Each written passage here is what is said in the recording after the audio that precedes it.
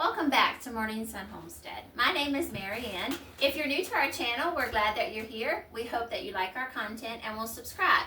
If you're a returning viewer, welcome back. Today we're in the kitchen to prepare some dry mixes. Dry mixes saves lots of time in the mornings when you're trying to get your family off to get their day started. It can save a lot of time if you've got muffin mixes or pancake mix already completed. And then again, in the evening time when you come home from work or you had a long day of homeschooling or on the homestead or farm or ranch, it's easy to be able to throw something into a bowl that's already pre-mixed. All you have to do is add your wet ingredients. Also, if we make our own dry ingredients in our kitchen, we are in control of what we put in there. We can make sure it doesn't have too much sodium. We can make sure that the flour that we're using has not been sprayed with a herbicide that's going to make us have health problems later on. So we can control what's in our diets. Join me in the kitchen as we get started.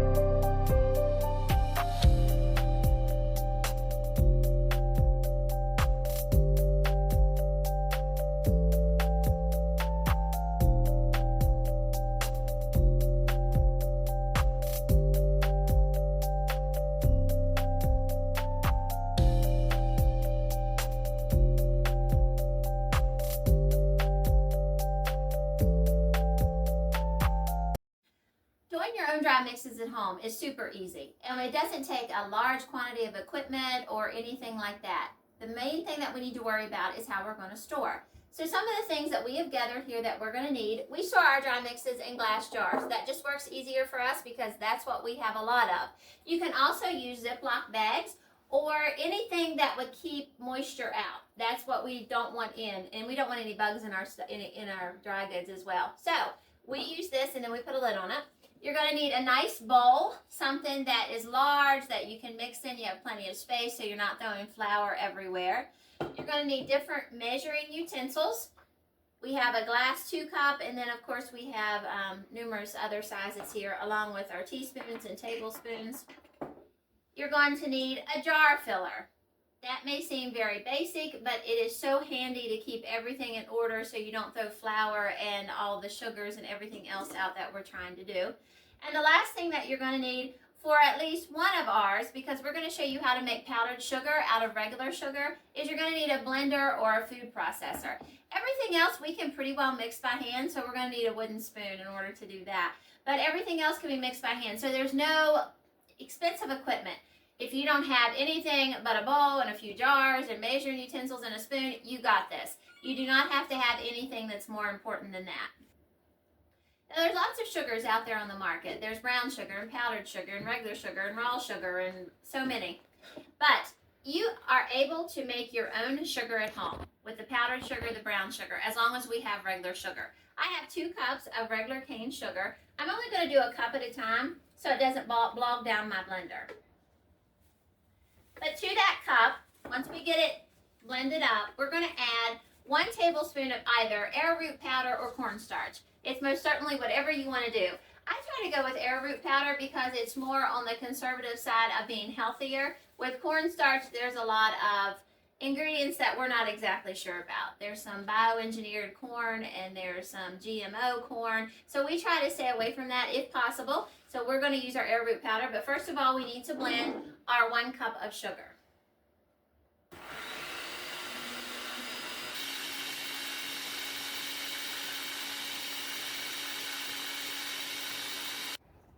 Once you blend it for just a couple minutes, it might not even take that long. You can see the difference. This is the regular cane sugar. Once it's been blended, you can see the powder in there. So now we're going to add 1 tablespoon of arrowroot powder to this and blend again.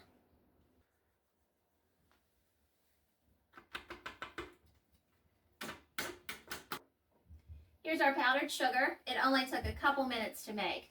A whole lot quicker than even walking to a store because it takes longer than that to get into your car to get there. And I'm going to label the lid as powdered sugar. We don't use a whole lot of powdered sugar, but I usually try to date mine. Whenever I do, I always put the date on top. so it doesn't get mixed up on the shelf and get lost. And if it does, then we have a date. So I'll put 225.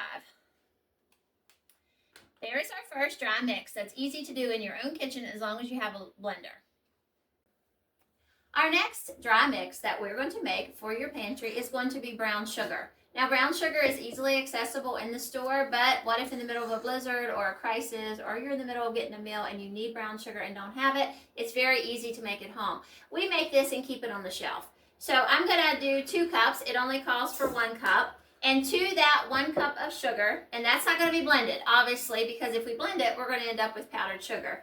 So to that 1 cup, we're going to add 1 tablespoon of molasses. I use Grandma's molasses. There is a lot of different molasses out there. There's also one that I used to use. I think it was called Burr Rabbits. I'm not exactly sure. It had a little rabbit on the label. I use that one. I don't really have a preference. I'm just interested in the non-GMO, but that sticker also means that they can be sprayed. So it just means that the seed itself that the molasses plant came from was not GMO. Back to our brown sugar. So to our 1 cup of sugar, we are going to add 1 tablespoon of molasses. I have 2 cups of sugar, so I'm going to add 2 tablespoons of molasses.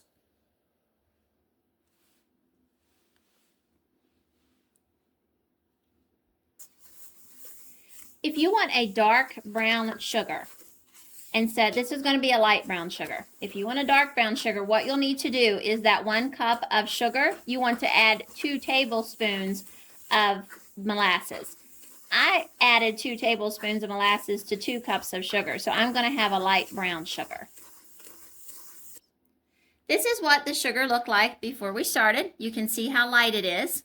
And now we have light brown sugar. Now, for my viewers, I'm going to go ahead and add 2 more tablespoons of the molasses just so you can see how dark it can get for a dark brown sugar.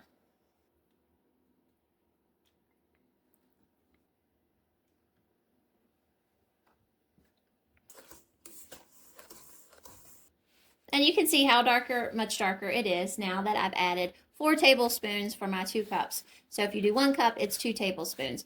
We're going to jar this and get it on the shelf. This is shelf stable because when you think about it, it is damp. So a lot of people would say, oh no, I have to refrigerate. No, we leave our molasses set out. Molasses are shelf stable after they are opened. So the sugar, if you think about store-bought brown sugar, it's usually damp. Sometimes it will get hard and we have to do something to try to get it loose. Your homemade brown sugar will probably get the same way. Ours usually doesn't. We just use it. If it does, though, you can always put a piece of bread on top, and that sometimes will help keep everything moist and not make it where it gets hard. But this is definitely shelf stable. You do not have to store it in the refrigerator just because it's a little damp from the molasses. Because if we think about it common sense wise, we leave our molasses out, so there is no reason why it can't be mixed in sugar and still be left out. We put a lid on it, and I'm big on marking everything. I like to have dates and what everything is. Just because you look at this jar and think, I will remember it's brown sugar. No, it doesn't work that way. I've done that myself, and my mind's not that good to remember what I've done. And of course, we want to put a date on it. So, now we have 2 of our pantry staples. That is going to be able to be nutritious for your family because, first of all, you've made it at home. So you've had a little bit of control over what you put in it, like the arrowroot powder compared to cornstarch. And we got something that's on the shelf for when we need it. We don't have to worry about running to the store. So let's move on to our third pantry mix. Our next pantry staple on our list is going to be pancakes. Now this pancake can be pancake waffle mix. You can do either one because when you add your wet ingredients, you're going to put butter, eggs, milk, and that butter will be enough to be able to take it out of a waffle mixer. So we have 4 cups of flour. To that, we're going to add some baking powder. And as always, we will put the amounts in the description below. Now, it does call for 1/4 cup of sugar. Since we're using syrup on our waffle pancakes, or you're using fruit that's got sugar in it, I never put as much sugar in mine as what they call for.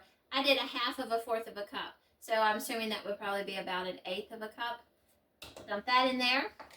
And we need 2 teaspoons of salt. Let me grab my teaspoon.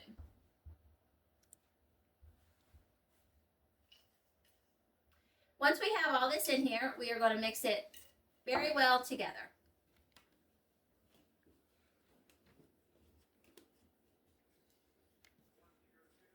You can also do this in a food processor if you wanted to. I just don't see any reason to dirty all those dishes and have a piece of equipment that I can do it by hand. It doesn't take very long. We're just going to mix it together. Now, the great thing about these pancakes is how versatile they are. You can exclude a half a cup of milk, and you can ground up pumpkin, make a pumpkin puree, and you can add a little bit of pumpkin pie spice, and you can have pumpkin pancakes. Or you could take sausage that's already been fried or cooked, and you can crumble it, and you can put it in your batter. Then you can add a little bit of sage or rosemary, just a fourth of a teaspoon. It wouldn't take very much. And you can mix it all up, and you can put that on the griddle, and you can cook it that way. So you could have a full course meal and just one little pancake. And how quickly that could go if you have leftover sausage in the fridge. So I have that stored. I'm going to go ahead and pour it in my jar. Also down below, I will put, when you get ready to make your first batch of pancakes, I will put how much of this mixture you're going to need. So all that's going to be listed down below for you guys. Now we have our third pantry staple, which is going to be pancake waffle mix. Once again, we label the top and date it.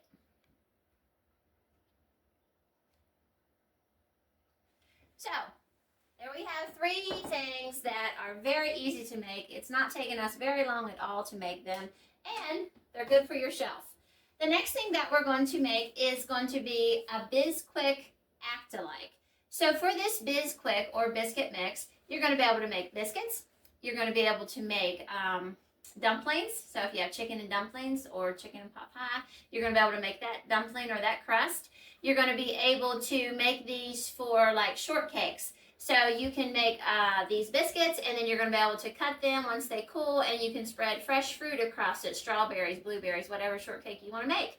And the last thing that you're going to be able to make with this is funnel cakes. Funnel cakes are easy to make at home. You just beat this batter up, and then you're going to be able to drizzle it across in hot grease on your stove in your skillet. So let's get started on our 4th pantry staple. We have 6 cups of flour for our Bisquick mix.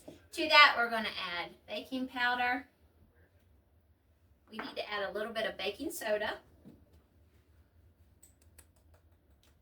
And we need salt.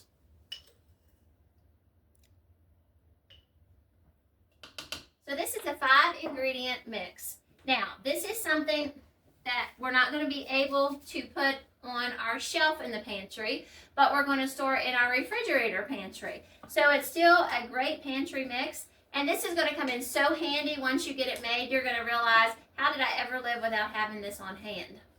We're going to mix all of our dry ingredients very well.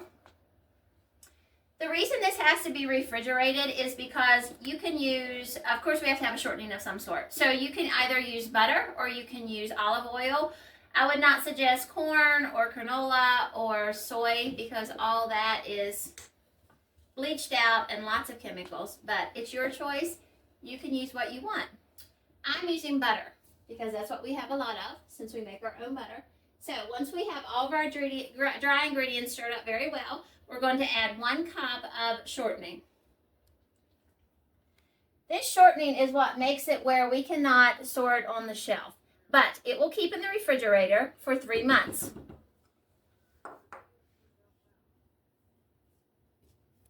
It's going to resemble a coarse cornmeal once we get it all mixed up, and we can put it in our jar, and we have it in there. And I will post the different recipes in the description below and the amounts of what you need to be able to use all this.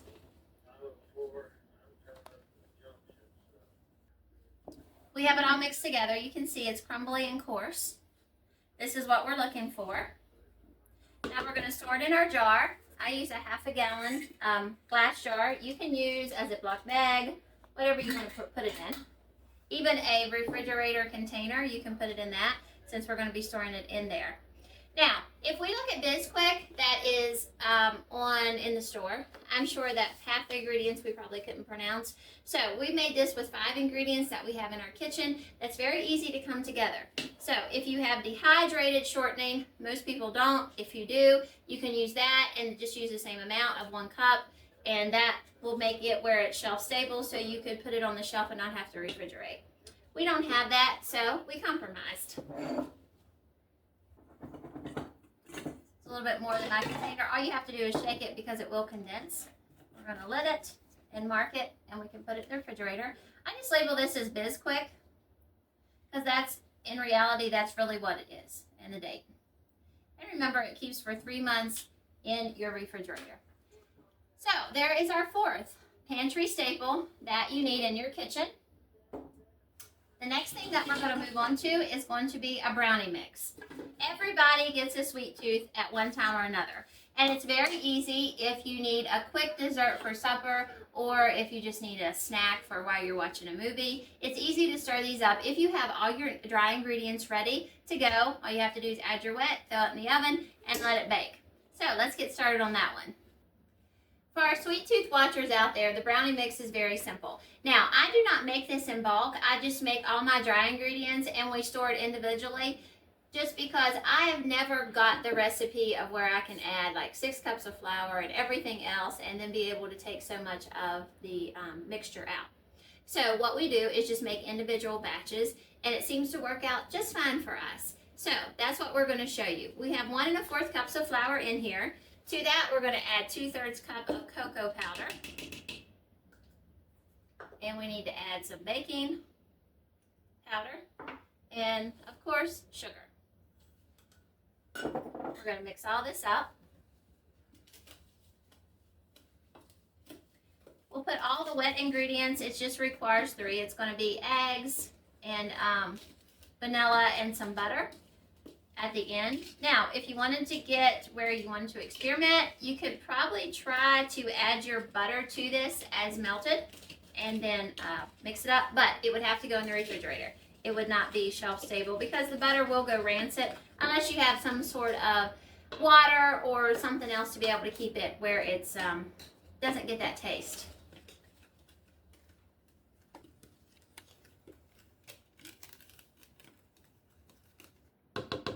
And here is our 5th pantry staple. I'm going to mark that and put the date on it. The great thing about doing all these mixes is at once, which I should have did the brownies last. That way I don't have, because our next one's going to be cornbread mix. I don't have chocolate in my cornbread, so I'll have to use a different bowl. But usually I do this last, and we don't have to do any dishes. It's very simple. It's our measuring spoons, our bowl, and our stir. So that's one good thing about mixes at home. It doesn't take a lot of time, and you don't have a big mess to have to worry about cleaning up. On to our next one, which I done told you is going to be cornbread. So here we have our brownie. And let me get some new bowls since I have chocolate, and we'll get started. So for our cornbread mix, we're going to have 4 cups of flour. And to that, we also need to add 4 cups of cornmeal. Yes, and it needs to be yellow. You can do the white, but you're not going to have that yellow texture. And I don't know about you guys, but it's like, it would be kind of like eating mashed potatoes that were made out of sweet potatoes. They're orange, they wouldn't taste like mashed potatoes. So to me, it needs to be yellow, but you can do whatever color you like. If you prefer white, that's fine. So to that, we're going to add 4 cups of the cornmeal. We have our 4 cups of cornmeal, our 4 cups of all-purpose flour. We try to buy our cornmeal in bulk, and then we take it out and we vacuum seal the bags because we're not going to be able to use all that at once, and we don't want it to go rancid. And then we just store it in a tote in a cool location. That's something that you might want to think about, just a tip that we use. To this, we're going to add salt, sugar. It does call for 1/4 cup of sugar. I'm not a big sugar fan, so I always try to cut that back. This is almost 1/4 cup though, because most of the time when we have cornbread, we have it with chili or some sort of soup. And a lot of times with that soup and that cornbread, we'll have a jam or an apple butter or honey on the table. To me, if that's put on the bread, that's a little bit more sweetener. So we can cut back on the ingredient sweetener that we put in. We need baking powder and also baking soda. Now we're going to mix all this well. With this recipe, you can either make the cornbread muffins or you can make the cornbread in a cast iron. And when I mean cast iron, I'm thinking like this. So you can just use a cast iron skillet, and you want to make sure you grease it well, and it really tastes good in cast iron. You can also bake it in just a normal pan that you have. We prefer the cast iron. It gives it a different taste. The recipe calls for buttermilk. You don't have to run out and buy buttermilk. Buttermilk is easily made at home. All you have to do is, for every cup of regular milk, add 1 tablespoon, that is tablespoon, not teaspoon, 1 tablespoon of either white vinegar or lemon juice. Most everybody has white vinegar in their home. We have it because we clean with it. But if we're out of buttermilk at the time from when we've made butter and we don't have any, that's what I do, and it curdles the milk, and then it's easily turned into buttermilk. So that's all you have to do. For every cup of milk, add 1 tablespoon of white vinegar or lemon juice. We're going to mix this well. Once it's mixed, we're going to be able to store it into the jar. And there we have our 1, 2, 3, 4, 5, 6 number for our pantry staple. And here we have our cornmeal. We're going to lid it, and then we're going to date it. You can see how quickly this moves along. It just takes a little bit of time to gather your supplies, but this is such a money saver in the kitchen for a family of 1, for a family of 2, or if you have 12 people. This is a huge time saver and also a lot of money. It saves a lot of money because we are able to buy this in bulk and then be able to do our dry mixes and not have to buy each one individually. Here is 6 of our mixes. We're getting ready to give you our 7th one, and they look very nice in the jar. The 7th mix that we're going to do is going to be a muffin mix. This is a versatile recipe that you can put fruit in, you can add seeds to, you can crumble up bacon and put it in the muffin mix before you put it in the muffin pans, and you can bake it with that so you have a breakfast that's ready to go. This can be, anything pretty well can be added to this. So let's get started on our muffin mix. For our muffin mix, we need 4 cups of flour and 1/2 cup of sugar. This is something that I do not skimp my sugar on. I do add 1/2 cup because that's what it calls for. I don't want to skimp that because if you do, sometimes the fruit isn't quite sweet enough.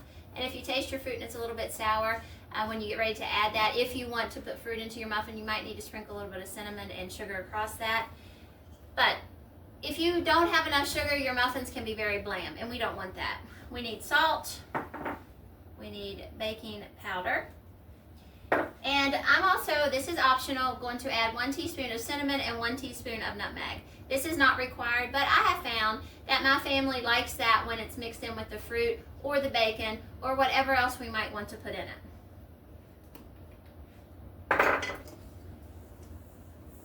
We're going to thoroughly mix this, and then we're going to jar it. And as with the other dry ingredients mixes, I will put the amount that you'll need to be able to use this to make, it will make 12 muffins once we get it allocated to how much we need to pull out. After we have that jarred, we're going to label that as muffin mix. A lot of times also, because I'm not the only one that cooks in my home, you can get a label and you can put it on the side as to how much the mixture should be used, so that way whoever's using it will be able to know. We don't do that just because we've used this mix so long that we know exactly what we need. But if you're not familiar with it and you're watching our video, you can write that down and tape it onto the jar, which is a huge time saver rather than trying to go back and figure out what you're supposed to use. So, as you can see, we have our mixes here. This is our 7 mixes that can save your family lots of money, and it's also more nutritious than what we can buy in the store. Thanks for watching this video. We hope you enjoyed our content.